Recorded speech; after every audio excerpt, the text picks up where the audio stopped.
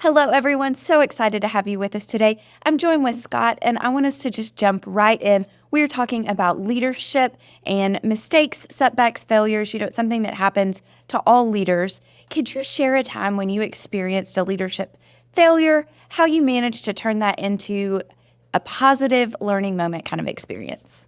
Thank you, Carrie. And like I like to say, if we're not making mistakes or having setbacks, are we genuinely leading or taking risks as we're leading in higher education? I used to think that being the smartest or having the best knowledge in the room was the way to do leadership.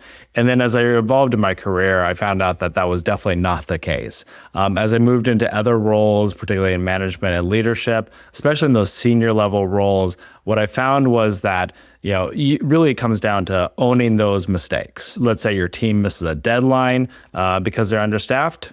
People don't really necessarily care. You miss an enrollment target because you don't control the geopolitics between the United States and China or the FAFSA fiasco. It doesn't matter as much. So true leadership roles, I find, is that you have to own those problems, those setbacks. You got to be humble about it. And the best approach I've found is that you own it, you be humble about it. You don't belabor it though either. And you clearly and succinctly explain what happened, and you provide your plan to fix it, adjust strategy, and solve for the future. And I found that most of the times when that happens, people, the humans around us, are more than willing to jump on board and help lead and support you in those solutions.